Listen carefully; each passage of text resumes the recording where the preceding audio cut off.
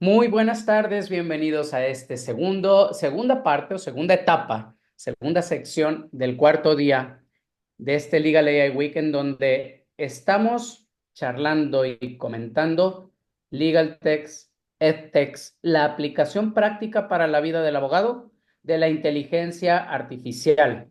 Tenemos una ponencia que ahora esta tarde, la implementación de la inteligencia artificial en el Poder Judicial de la Federación en México. Es un título atractivo y la verdad es que va a ser mucho más amplio que solamente circunscribirnos ahí. Y tengo el honor, verdadero honor y gusto, por supuesto, de presentar a quienes no lo conocían, al maestro Rodolfo Guerrero, abogado por la Benemérita Universidad de Guadalajara, maestro en Derecho, con orientación en materia constitucional y administrativa por la misma Casa de Estudios, socio fundador y representante legal de la sociedad civil Coffee Law, gran impulsor de las conversaciones que tienen que ver, las conversaciones que se están teniendo allá afuera, que tienen que ver con derecho y nuevas tecnologías. Director académico y de Relaciones Públicas en Wallap México, vocal de Innovación y Tecnología y titular de la Comisión Legal Tech del capítulo Occidente del Ilustre y Nacional Colegio de Abogados de México. Speaker en Talent Network con aptitudes en todo, no en derecho empresarial y ciberseguridad, aptitudes en todo lo que tiene que ver con derecho y nuevas tecnologías.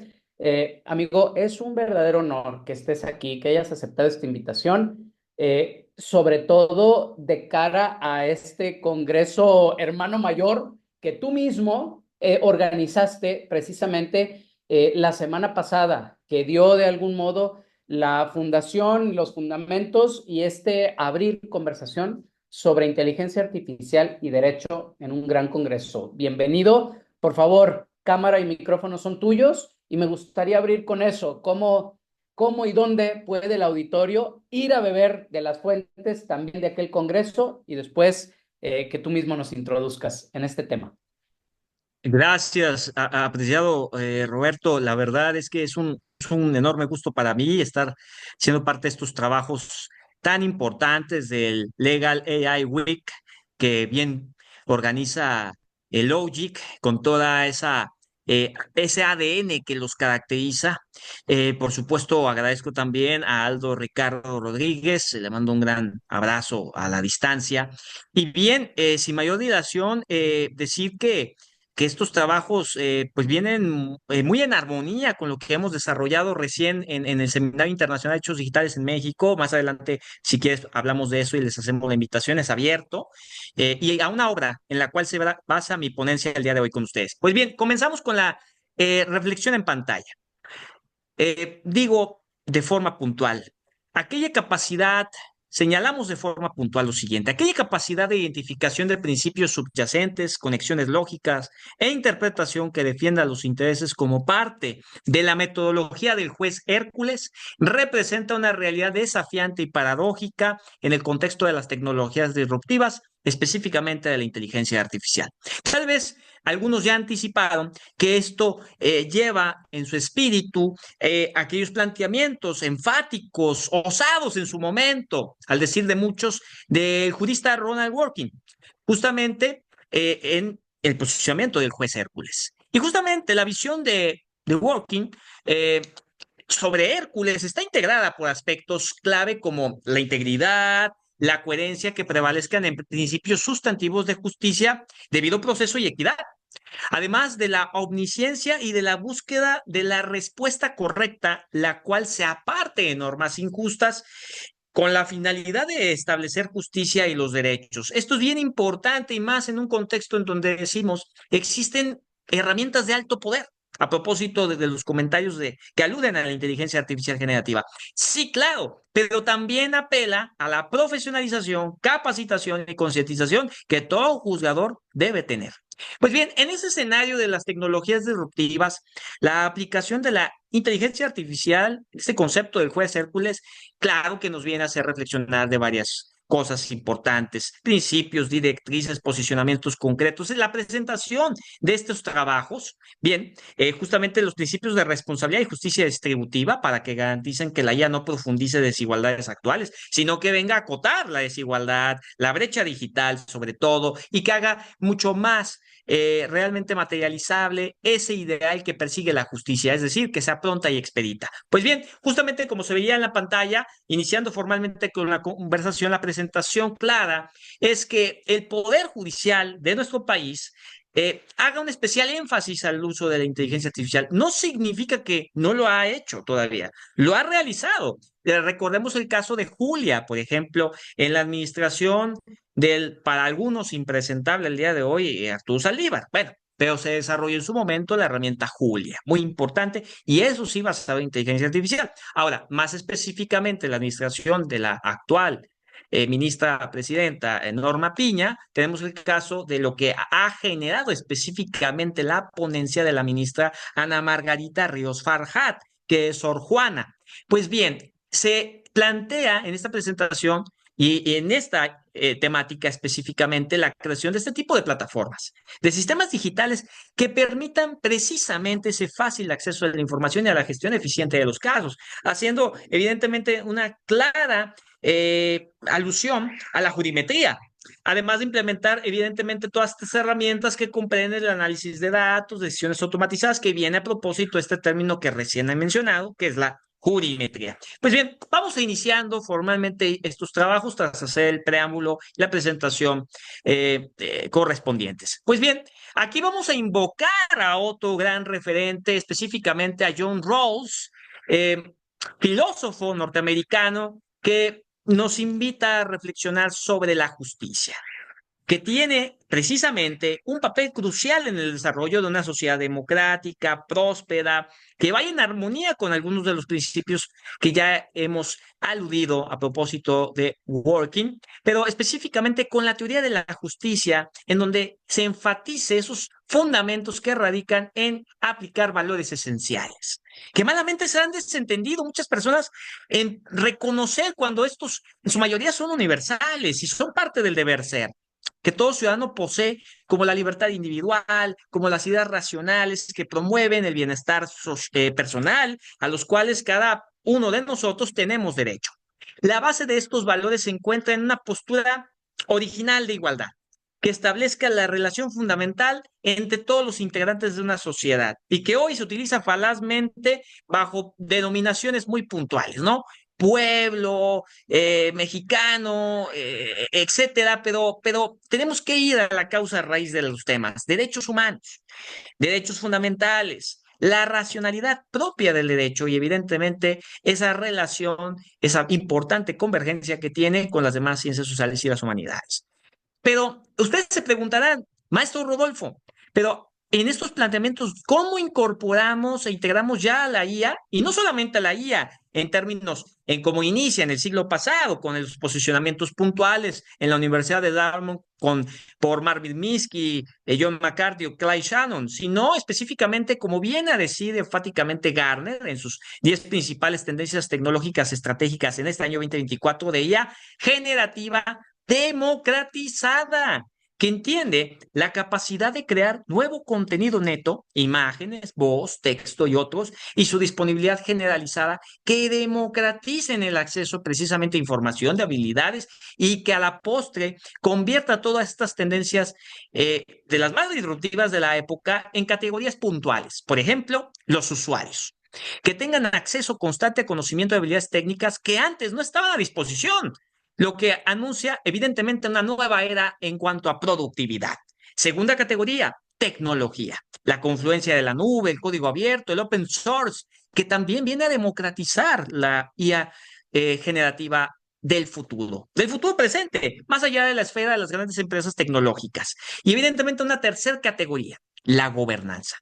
Este acceso ilimitado a conocimiento, habilidades, que debe de acompañarse con un sólido enfoque de gobernanza y con prácticas de IA responsable. ¿Cómo? Entonces, si implementamos todo este punto tan valioso en esos planteamientos de la justicia y cómo se da, por ende, toda esa presentación de beneficios que ves en la parte superior de la pantalla hace unos momentos. Estábamos hablando de automatización de casos, de análisis en tiempo real de cada una de las cosas que conforman las propias bases de datos de los poderes judiciales locales, por ejemplo, ¿correcto? Y que hoy Jalisco, por ejemplo, a propósito de esa interacción que ha tenido con la embajada norteamericana en el periodo prácticamente por concluir, bueno, su segundo periodo, es lo que se entiende por límite, lo que puede ser un magistrado aquí en Jalisco como magistrado presidente,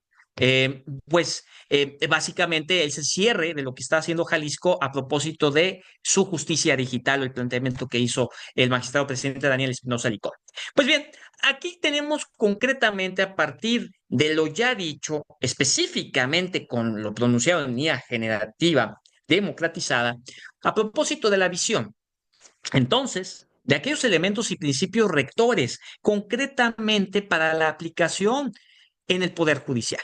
¿Y cuáles son esos elementos, maestro Rodolfo, esos principios rectores? Hablamos de transparencia, otorgar acceso al público a todos esos procesos legales como hoy ya Jalisco lo está implementando. Claro, muchos puntos a puerta la observancia de ese rendimiento que existe de los magistrados en un poder judicial local, pero además a la vista de la ciudadanía. Entonces, eso es muy interesante y eso ya se está haciendo. Por eso pongo en relieve el caso de Jalisco, ¿eh? Claro, también el Estado de México está haciendo su innovación, Ciudad de México, pero Jalisco ahorita se ha destacado un poco más. Transparencia. Hablamos de responsabilidad, protección de datos y privacidad, evidentemente, en todo esto. El hecho de la innovación no tiene por qué significar el que no se tengan políticas claras y medidas de seguridad. Las cosas, a propósito de un proceso de innovación, tiene que llevar implícitamente estos reconocimientos, este respeto a estos derechos y a estos puntos técnicos. Bien, sigamos adelante. Transparencia, responsabilidad, protección de datos y privacidad. Evaluación y monitoreo. Voy a anticiparme un poco en estos comentarios, pero tal vez ya muchos de los aquí presentes del auditorio digital lo han podido advertir. Transparencia algorítmica y auditoría algorítmica es lo que hoy demanda también de reconocer el Poder Judicial de la Federación y los poderes judiciales de las 32 entidades de la República Mexicana. Evaluar, monitorear, hablamos de nueva cuenta, privacidad, seguridad, justicia, equidad, estándares de normalización internacional, no solamente la ISO 27001, sino otras más nuevas que han sido recientemente pronunciadas por estos ISO, recientemente dados a conocer tanto el año pasado como el actual. Hablamos de flexibilidad y adaptabilidad, por supuesto, y además puntualmente del compromiso a la equidad y la justicia, no a los sistemas de inteligencia artificial que tengan los tipos más comunes de sesgo del aprendizaje automático, por ejemplo, distorsión sistemática de valor, sesgo de muestreo, sesgo de estereotipo, sesgo algorítmico. Hay que cuidar la calidad de los datos, de dónde los obtenemos, cómo los obtenemos para hacer los procesos de transformación digital apropiadamente. Adelante. Pues bien, justamente a partir de todos y cada uno de esos elementos vertidos recientemente, es importante además reconocer ¿cuál es el panorama de la regulación de la IA a nivel global? Pues bien, tenemos que tener en primer término lo siguiente. El enfoque del grupo de expertos de alto nivel sobre IA y su impacto en el desarrollo sostenible de la ONU, que destaca que pues, es crucial, evidentemente, con ello tener aspectos éticos de seguridad y gobernanza, todo lo que hemos visto en todo este año tan interesante, pese a sus críticas, su sana crítica, a mi parecer, de lo desarrollado por la Unión Europea, de su reglamento de inteligencia artificial, pero aplaudir además todos estos reconocimientos que se han dado el pasado mes de julio, la entrada en vigor en agosto y todos los efectos que han dado pie a que hoy ya estén muchas publicaciones sobre los comentarios de ese reglamento que no es pequeño, no es pequeño. Estamos hablando más de 700 hojas, entonces sí es algo que requiere estudio y que requiere evidentemente una crítica de cómo hacer las cosas en trabajo regulatorio para los demás países del orden. Vamos adelante. Este es un primer comentario de cómo destacamos las cosas, del avance en las propuestas regulatorias de los diferentes países del planeta. Hablamos de la UE, hablamos en concreto ahora de Estados Unidos, de esa orden ejecutiva firmada por Biden, hablamos por supuesto de lo que ya viene a cerrar el año pasado con la declaración de Blaisley en estos propósitos, en esta esfera, en donde ya se estaba pronunciando el conjunto de naciones de todos los continentes de este bello mundo, de la cooperación, de la mitigación de riesgos, de impulsar la innovación, de homologar las figuras de las cuales estemos tratando en los marcos jurídicos de IA, de gobierno digital y algunas otras tecnologías disruptivas. Vamos adelante, por favor. Y bien, también este comentario es bien relevante y lo menciono en el capítulo de la obra con la que se publicó recientemente en producto de lo que se me hizo de invitación, que se me hizo la invitación de parte del Poder Judicial del Estado de Jalisco a propósito de sus 200 años cumplidos en este mes de noviembre y que publica con Tirano Blanche. Ya está disponible este domingo 8 de diciembre a las 10 horas. Se presenta formalmente en el stand de Tirano Blanche en la Feria Internacional del Libro de Guadalajara. Estimo que también será transmitido en sus redes sociales digitales. Están cordialmente invitados. Pues bien, cerramos esa obra de prácticamente 600 hojas, me parece, aproximadamente, y en esas líneas menciono la relevancia de lo que vemos en pantalla, la red del Centro para la Cuarta Revolución Industrial del Foro Económico Mundial. Contemplemos la gran relevancia que tiene esto. Vamos adelante, por favor, a propósito puntualmente de lo que enmarca, la generación de estos centros desde San Francisco hasta Malasia, recientemente generado en este año 2024. Y posteriormente, específicamente, el esfuerzo tan interesante que ha generado el Estado español con la AESIA como institución clave en la estrategia de IA. Tengamos en cuenta lo siguiente, que la AESIA es responsable precisamente de garantizar que los sistemas de IA de alto riesgo cumplan con todos y cada uno de los requisitos y fomenta además la implementación de estándares y de buenas prácticas, que aparentemente nosotros tomaríamos como un discurso, ¿no? Pero no, debe de estar materializado en hechos y debe de cumplir además con toda esa promoción en inversión en supercomputación, en talento humano, en inteligencia artificial y en crear una infraestructura pública de IA mediante modelos y datos que realmente sean correctamente articulados, construidos, generados. ¿Cuál es la importancia entonces de su regulación, de todo esto que recientemente hemos puntualizado? Hay muchas otras cosas, evidentemente por razón del tiempo no lo puedo mencionar todo, pero en esta ruta, en este hilo conversacional, bueno, tenemos que destacar lo siguiente, por ejemplo, el marco que cubre las dimensiones pasadas, presentes y futuras, específicamente un documento también recientemente dado a conocer de gobernanza de la inteligencia artificial, también generado por el Foro Económico Mundial. Estamos hablando de aprovechar el pasado, evaluar las regulaciones existentes y abordar las brechas creadas por la IA generativa y hablar de puntos como exigir transparencia y trazabilidad de los modelos de inteligencia artificial, de alinear precisamente los estándares a nivel internacional de normalización, colaborar en riesgos y soluciones compartidas. Por supuesto, el World Economic Forum, además, en este documento que les digo es reciente relativamente, bueno, ha generado muchísimas cuestiones específicas en cómo generar esa distinción de conceptos, a mi parecer, y que lo hemos trabajado, también se los comparto desde Jalisco con una iniciativa puntual de gobierno digital e inteligencia artificial en conceptos clave como gobernanza, gobernabilidad y gobierno digital.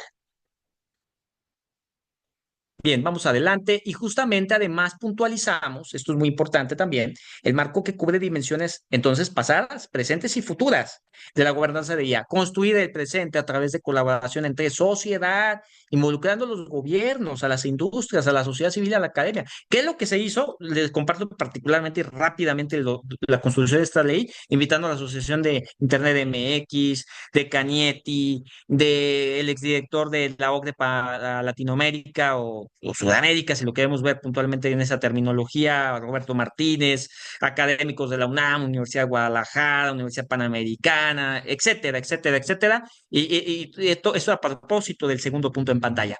Y también el tercer punto, que es planificar el futuro, incorporando preparación, agilidad, cooperación internacional, todo ello para adaptar la evolución adecuada de las tecnologías de IA y los riesgos emergentes, como cuáles. Bueno, precisamente que se utiliza a partir de ciertos grupos de interés del cibercrimen y que no existe una claridad de cómo proceder y cómo una policía cibernética en México nos va a apoyar y cómo nos va a proteger la Conducef y cuáles van a ser los límites dentro de la transformación digital que está haciendo el SAT. Eso lo acabo de pronunciar la semana pasada en un congreso interamericano de contabilidad digital. En fin, son muchas cosas, es muy poco tiempo, pero aquí les dejo muchos comentarios, estimo, osados, atrevidos, que generen el debate, ¿no? Vamos adelante, por favor. Y bien, ¿cuál es esa propuesta, además de todo lo que estamos hablando en este tema de la implementación de la ley en el Poder Judicial de la Federación en México, de código de ética para utilizar adecuadamente esta herramienta? Que así debe ser vista la inteligencia artificial como herramienta. Miren, son 5 capítulos los que integra actualmente el código de ética vigente para el Poder Judicial.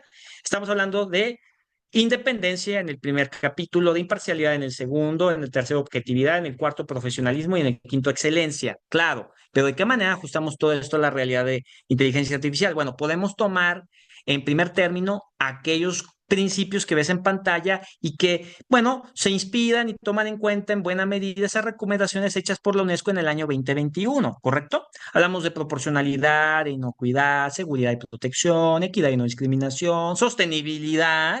¿Quién dijo que la IA no representa un tema también interesantísimo sobre el impacto medioambiental? Y también la gobernanza y colaboración adaptativas y de múltiples partes interesadas, como lo acabamos de mencionar recién, sociedad civil organizada, empresas, universidades, etcétera.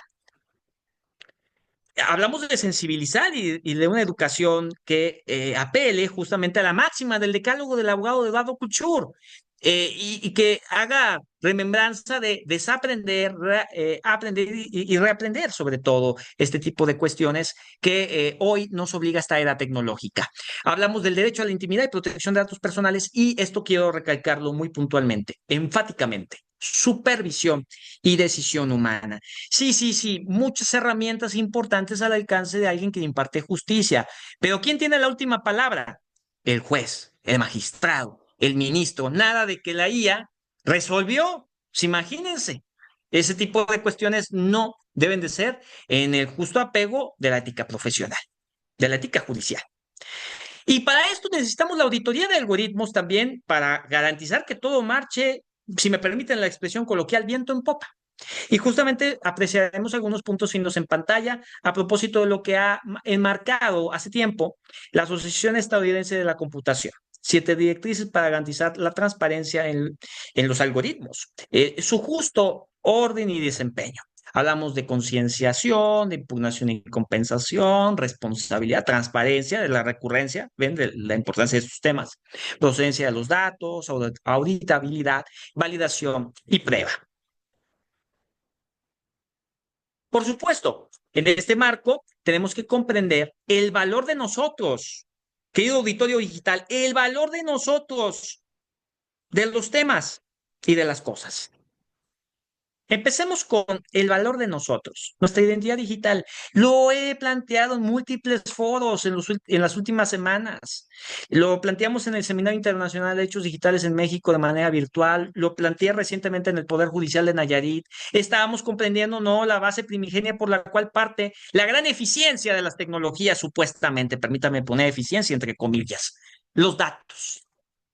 La identidad digital se define precisamente como ese conjunto de datos que identifica a una persona o una entidad en su entorno digital, que tenga en cuenta específicamente todo ese impacto que hoy genera a favorecimiento de las industrias, marketing digital y el gran rol entonces que tiene que tener una persona, no solamente en la organización, en el cuidado de nosotros mismos. Y la industria, la gran responsabilidad que tiene si algo mal nos llega a hacerse con la información, que ese es el deber ser. Vamos adelante, por favor. Y justamente estamos apreciando que desde una perspectiva técnica y de marketing, estos son algunos aspectos importantes a considerar para la instrumentalización de nosotros, de nuestra identidad digital, del valor económico que tienen los datos biométricos, nuestros datos que nos permiten identificarnos y que nos hacen identificables. Hablamos de la importancia de la presencia en línea. Por ejemplo, en un estudio realizado por KPMG, se mencionó que el 33% de los consumidores identifican los sitios web como el punto principal de la concienciación sobre una marca y evidentemente cómo se hace una presencia digital sólida y coherente. Bueno, aquí estamos hablando de cómo manifestamos hoy todo ese desempeño y esa instrumentalización de nuestro yo en lo digital, ¿no? Avatares, hologramas y una serie de cuestiones bastante interesantes.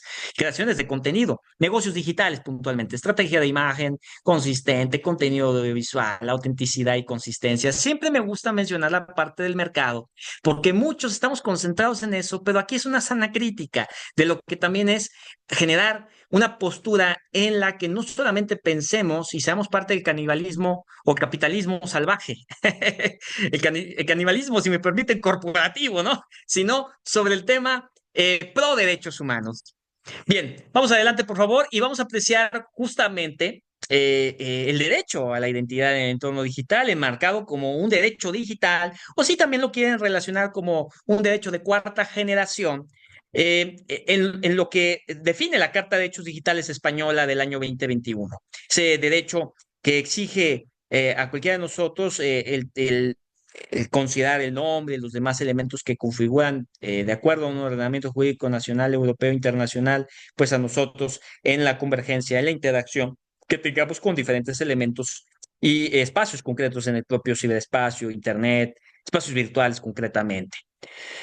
Y bien, justamente a partir de esas reflexiones puntuales, que no quiero, aplarme mucho porque me interesa hacer esta deliberación con todos ustedes en tiempo real, vamos a lo siguiente, por favor, para justamente apreciar que desde una perspectiva jurídica siempre se tendrá que tener en cuenta a propósito del valor económico de los datos, de todas las responsabilidades de por medio y del gran compromiso que tenemos nosotros de cuidarnos y de respetar la intimidad y la privacidad de los demás, bueno, la protección de datos, autentificación y verificación de las cosas, de nuestra interacción. Hoy, a propósito del comentario de negocios digitales sobre el desempeño de todos estos nuevos modelos, en donde hoy somos parte de esa invitación constante a criptoactivos, criptomonedas, en ese desglose puntual, etcétera. Hablamos de consentimiento y transparencia, esos medios de consentimiento que expresa la propia ley en nuestro país de protección de datos personales y que tristemente ya no van a contar con el INAI.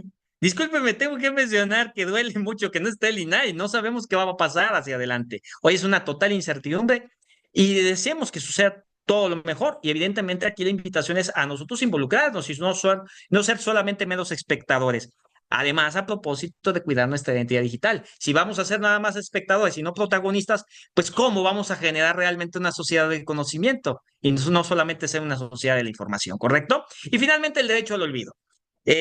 Todos refieren el famoso caso y me parece muy relevante, no le quito en ningún momento la relevancia, que quede claro, el caso Mario Costeja, desindexar aquellas cosas desfavorables que son potencializadas en su visión por un motor de búsqueda como Google y que nos topemos con pared en muchos países cuando apelamos o revivimos el hecho del olvido, aunque algunos refieren extrañamente que sea una habeas data, aunque tiene sus diferenciaciones, y que te topas con que pues evidentemente no es un proceso que sea gratuito para pues, un motor de búsqueda como Google, hacer esa desindexación y evidentemente el saber que ya no exista rastro o lógica en los datos que se encuentren de aquella nota que tú no estuviste de acuerdo en que se publicara, que te relaciona de alguna manera porque es un homónimo a tu denominación de nombre patronímico o porque hay algunas otras cuestiones específicas de por medio, ¿no? Imágenes, videos, etcétera.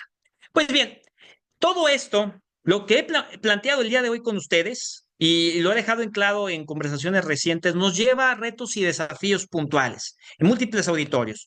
Para contadores, recientemente les comparto hoy por la mañana ingenieros o futuros ingenieros en software, en sistemas, y hoy lo hago en este Legal AI Week con contenido totalmente inédito, cabe destacar. Bueno, ¿cómo funciona la tecnología deepfake? Eso es un gran reto. Sí, sí, por eso tenemos que hacer esa propuesta de código de ética, tenemos que aludir si me apresuran, si me adelantan a un compliance judicial en inteligencia artificial, eso también lo menciono en mi capítulo. Le decía a Roberto antes de comenzar, son 49 hojas. Me enloquecí, ¿no? Me da para un libro que de hecho, Dios mediante, se presenta el próximo año, pero no daré más spoiler al respecto. Y que justamente a partir de este tema que es el deepfake, tenemos que entender el gran reto y el gran desafío que debe de invitarnos a ser mejores, ¿correcto?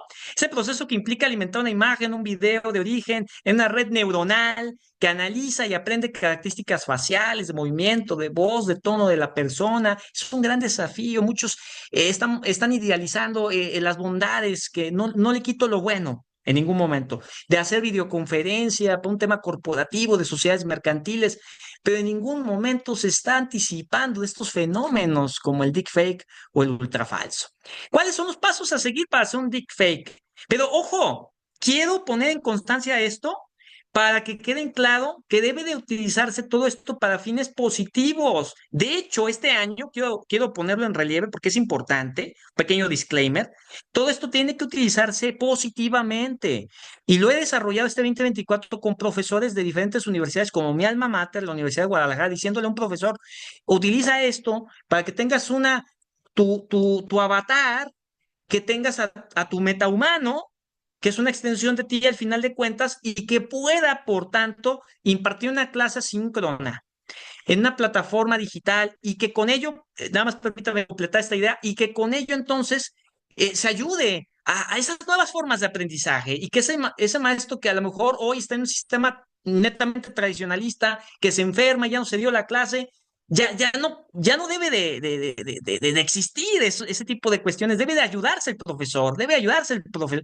a los alumnos, realmente está un nuevo paradigma y por eso enruto específicamente y que quede claro y constancia de ello a este tema, a ese buen uso y en ninguna forma a utilizar las herramientas hoy, muchas de ellas públicas y de alto poder, para fines delictivos, para fines ilícitos. Vamos adelante. Pasos a seguir para generar un deepfake. Tenemos que tener en cuenta dos cosas. Bueno, hay otras tantas, hay otros tantos variables y escenarios que podemos hacer con esto, pero específicamente voy a apelar al escenario que compone, que está compuesto por una imagen y por un video. Tenemos en cuenta una imagen que es Toby y tenemos en cuenta un video que es Leonardo DiCaprio cuando recibe por primera vez en su historia un Oscar, gracias a la película dirigida por Iñárritu, un mexicano. Pues bien, ¿qué pasa cuando sumamos estos factores? Les presento a Toby DiCaprio y no sé si se pueda poner play al video. A ver, vamos a ver si se puede poner play al video para que consideren esa parte, que me parece interesante. Listo. Les presento a Toby DiCaprio. Y justamente está prácticamente enfatizando el discurso, ¿no? Y vean, muchos dirían, vaya, ¿cuánto ha cambiado Toby o cuánto ha cambiado DiCaprio? ¿Quién es ese actor, no? Va a ser la competencia de ellos dos. La narrativa de quien iba a ser Spider-Man al final hizo que hicieron la fusión. ¿O qué pasó? Bueno, eso es lo que estamos hablando. Vamos a regresar a la presentación, por favor. Muchas gracias. Eh, y eso es de lo que podemos advertir. Y además, esto lo he presentado recientemente también en la pasada edición de Legal Week. Lo sabrá muy bien mi querido Roberto, pero en esta ocasión incluso con más lujo de detalle por esa relevancia que ha generado este aviso dado a conocer por la Deusted Telecom el año pasado 2023 y que tal vez valga la pena también poderlo ver. Si no se puede escuchar, mínimo ver porque tiene subtítulos, así que le puedo hacer la explicación a capela de la importancia de este contenido. Pues bien, ¿cuál es la importancia de esto? Para poner en relieve en todo momento los grandes desafíos que tenemos que hacer parte. Cuidar a todos y cada uno de los integrantes de nuestro seno familiar. 8 de cada 10 padres tienen seguidores que nunca han conocido y ponen, de todas formas, imágenes comprometedoras de sus hijos, de sus hijas, como la nena que ves en pantalla que su nombre es Ela, sin saber las afectaciones en un futuro que va a significar para esos pequeños. Pues bien, aquí hay una pareja de padres jóvenes comprando palomitas, entran a la sala de cine sin saber lo que aparecerá en la pantalla grande en un momento más, que es tomar todo eso que publicaron en redes sociales digitales de su hija, se llama Ela, y que con el apoyo de inteligencia artificial hagamos la versión adulta de Ela. Y ahora les comunique un importante mensaje a sus padres. Les dice, hola mamá, hola papá, soy Joela. Bueno, soy una versión digital de mí, solo un poco mayor. Increíble lo que la tecnología puede hacer en estos días, ¿no? Todo lo que necesitas son un par de fotos, como las compartes en las redes sociales digitales, donde pueden ser tomadas y utilizadas por todos. Yo sé que para ti esas fotos son recuerdos, pero para otros son datos, son información. Y para mí tal vez sea el comienzo de un futuro horrible, un futuro donde mi identidad puede ser robada, así como así, donde puedo ir a prisión por cosas que nunca cometí. Imaginemos un puntaje de un buró de crédito destruido, papá, o la voz clonada para estafarte, mamá. Mamá, estoy pidiendo dinero, ¿no? Porque estoy secuestrada, etcétera. Unas cuestiones que vienen ahí en el mensaje. No quiero convertirme en un meme, humillada para toda la escuela, etcétera. Una serie de palabras fuertes, ciertamente, proyectadas en estos momentos. Y ciertamente no quiero esto.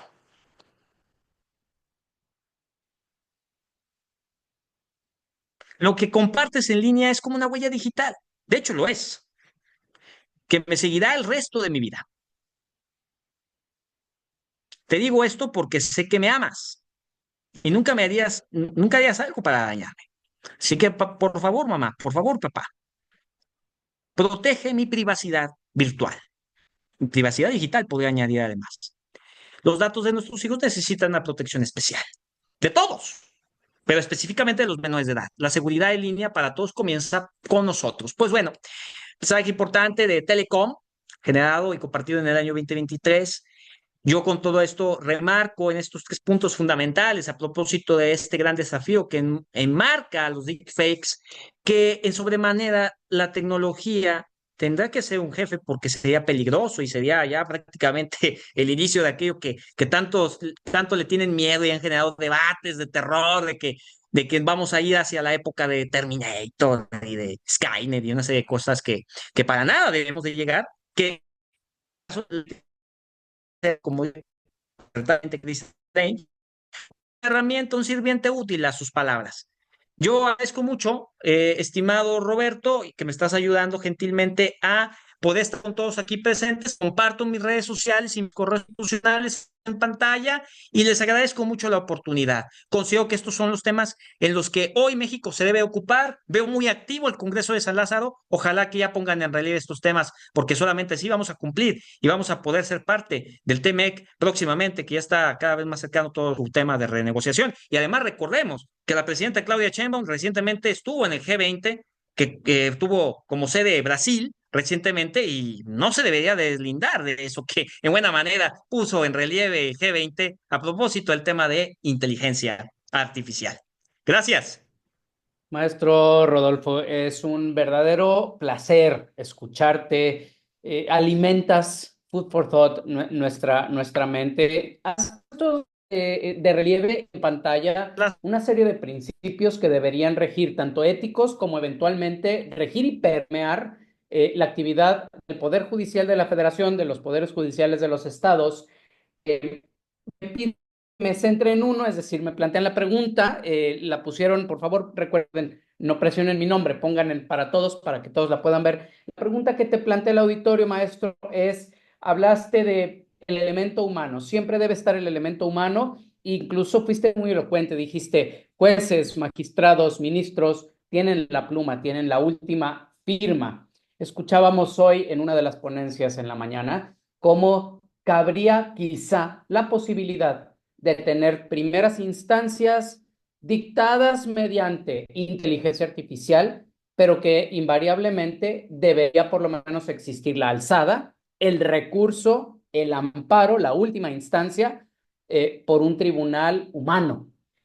Esta postura, ¿qué opinión te merece? ¿La ves como como plausible o deberíamos en cada una de las instancias judiciales privilegiar el elemento humano? Solo la última, por favor, si es que ya has dado algún tiempo de reflexión a este tema en particular.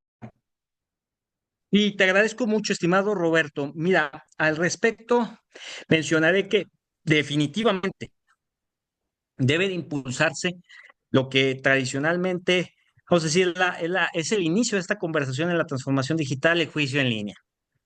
Lo se ha dicho mucho en los últimos foros, en muchos poderes judiciales locales, y advierto en el propio Poder Judicial de la Federación, a través de su escuela judicial de formación, que el abogado es uno de los opositores a que eso se lleve adecuadamente. Entonces tenemos que pugnar y que invitar, que exhortar a que los abogados sean los principales también aliados de todo este nuevo tema de la transformación digital, cumpliendo con las mínimas de este proceso que es el juicio en línea, para pasar a todos estos temas que en ningún momento, digo, deben de frenarse, ¿eh? O sea, tendrá que seguirse todo esto que estamos planteando y a su vez cumplir con los mínimos indispensables que es el juicio en línea.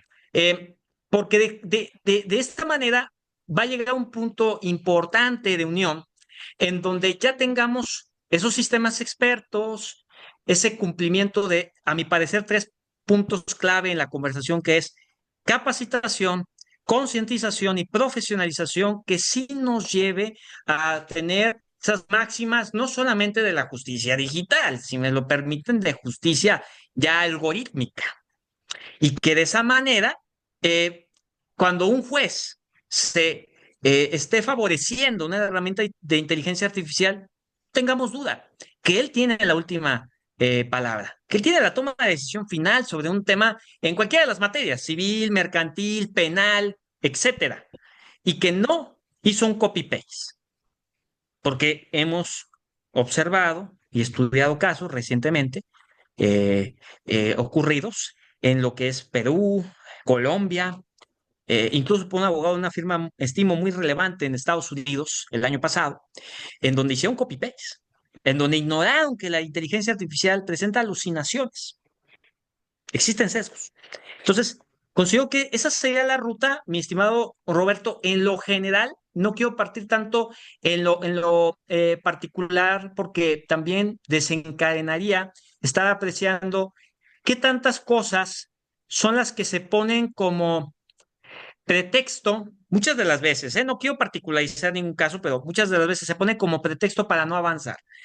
No solamente el tema de la voluntad, que es muy importante, ya lo dije, sino también la parte económica. Es que no está el dinero, bueno, por eso yo puse en relieve Jalisco. Jalisco también tenía ese mismo problema y lo mencionó muy bien en su último informe el magistrado presidente Daniel Espinosa Licón. No teníamos dinero y además se dio todo eso en pandemia y el gobernador le dice al magistrado presidente, no hay dinero. Entonces él tiene un proyecto muy bien estructurado, recibe el visto bueno de la embajada norteamericana y le dan todo en inversión de equipos y llevó a otro nivel a todo lo que fueron los jueces y magistrados de menos a más. No hacía todos los abogados, evidentemente, pero sí de menos a más y al propio equipo de tecnologías que generó el tan popular y estimo muy eficaz software de nombre Elida, y que ya está siendo desempeñado por muchos poderes judiciales a nivel interno en varios estados de la República. Si no me equivoco, unos de 15 a 17 aproximadamente de estados de la República. Bueno, espero haber cumplido con el planteamiento que me hiciste, mi querido Roberto, y quedo atento para algunos otros comentarios Sí, que tengan maestro, pensados hacerme. el mío sí, y también hay una participación, esta la pusieron pública y Monse te pregunta o te pide tu opinión respecto del mayor obstáculo al que se enfrentaría el Poder Judicial de la Federación actualmente al incluir inteligencia artificial en sus procesos. Ella no es tan ambiciosa, le queda claro que la inteligencia artificial no dicta o no debe dictar resoluciones, pero ¿qué hay de incluirla en sus procesos? ¿Cuál o cuáles? ¿Por qué no? Varios serían estos obstáculos que tendrían que salvarse primero. Particularmente de que hoy estamos viviendo un tema bastante sui generis, voy a mencionarlo de esa manera, en donde, como dijo bien el ministro en retiro José Ramón Cosío Díaz, existe una constitución que se está generando en la constitución vigente, ¿no?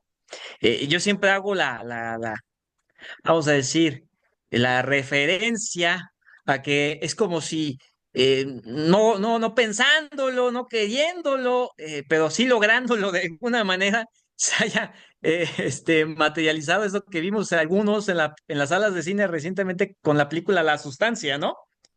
Sale una constitución de la constitución vigente y dices, ¿Qué pasa aquí, no? Y que es contradictoria a muchas cuestiones del propio deber ser, de todos los tratados internacionales, de muchas cuestiones pues, el Estado mexicano es parte. De manera que estimo que el principal enemigo va a ser hoy todos y cada uno de los procesos en los que hoy se jactan en decir, pues que tendremos un poder judicial ciudadano. Entonces yo considero que ese sería un gran factor que podría ser el desafío principal, pero a la vez, esto que estamos hablando, que enfáticamente es justicia digital, sin, me piden una referencia puntual, justicia digital, eh, pues es ese rayo de esperanza, de luz, ante todo lo que recientemente somos testigos. La desaparición reciente de los OCAS, que también impacta en sobremanera todo esto, y que tal parece que el rayo de esperanza es la justicia digital. El Código Nacional de Procedimientos Civiles y Familiares, dentro de su artículo segundo, y todos los conceptos tecnológicos que comprende, que entiende, cadena de bloques en la fracción séptima, metaverso en la fracción 26, por ejemplo, y hablando recientemente de la Ley General de Mecanismos Alternativos de Solución de Controversias, que ya también comprende sistemas de justicia descentralizados. Bueno, eso lo comprende particularmente el código, pero la ley comprende la Ley General de Mecanismos o la Ley MAX, contratos inteligentes. Entonces, ese tipo de cuestiones son el rayo de luz, al parecer, de su servidor. Y recientemente, bueno, he escuchado también a mi mentor emitir una importante, vamos a decir, presentación de un programa de estudios en mi alma mater de la Universidad de Guadalajara, particularmente en la División de Estudios Jurídicos, el doctor Julio Alejandro Telles Valdés, que me parece el día de mañana será parte de estos importantes trabajos.